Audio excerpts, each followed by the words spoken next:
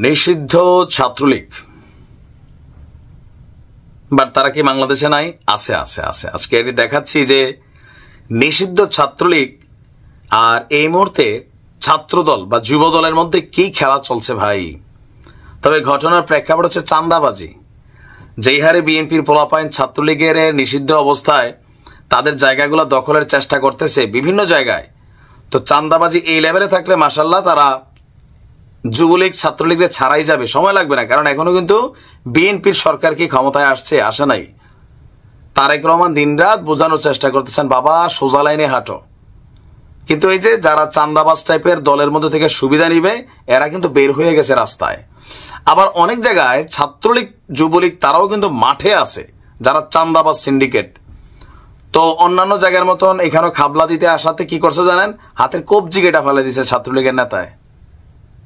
ঘটনার প্রেক্ষাপট হচ্ছে ফুটপাতে চাঁদার হাত বদল নিয়ে দুই গ্রুপের সংঘর্ষ হয়েছে। এতে নিষিদ্ধ ছাত্রলীগ কর্মীদের চাপাতির কোপে শান্ত ইসলাম নামক যুবদলের এক চাঁদাবাজ নেতা তার হাতের কবজি পড়ে গেছে। আর ঘটনার প্রেক্ষাপট হচ্ছে গতকাল রাত পর্যন্ত, বিকেল থেকে রাত পর্যন্ত টঙ্গী ২৭ এলাকায় এই ঘটনা ঘটেছে। আহত শান্ত স্থানীয় ৫০ নম্বর ওয়ার্ড যুবদলের সভাপতি প্রার্থী। প্রত্যক্ষদর্শী এবং পুলিশ বলছে যে আপনার ২৭ এলাকায় ৫ আগস্টের আগে ফুটপাতে চাঁদা তুলত নিষিদ্ধ ছাত্রলীগ কর্মী মামুন এবং মুন্না গ্রুপ।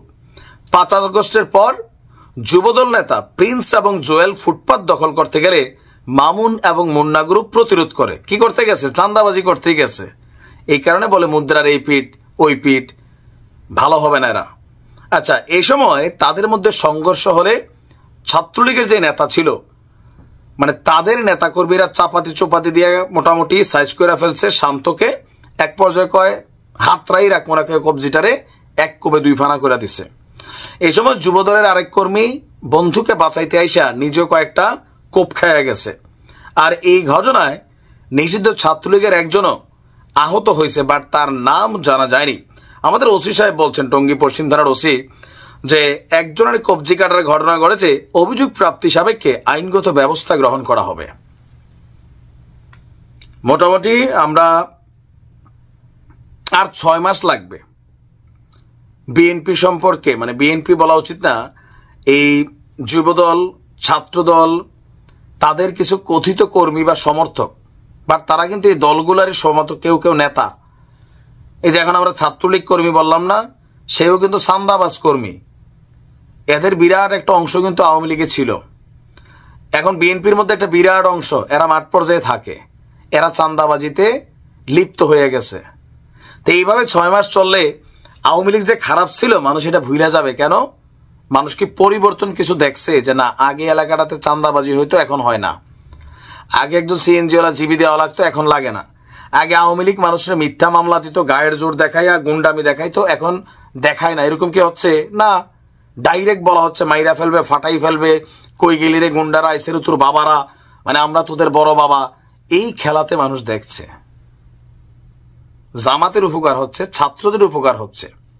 তবে এগুলো দেখে তারেক জিয়া ক্লান্ত, বারবার কয় বাবা রে প্লিজ তোরা থাম, নমুনাটা ভালো না। কিন্তু কে শুনে কার কথা? সোরাই কি ধর্মের কাহিনী শুনে?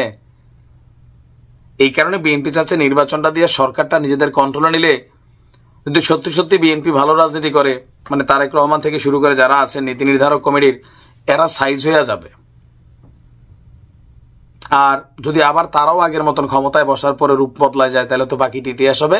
কখনো আবার আর একটা ৫ই আগস্ট আসবে। ভালো থাকুন।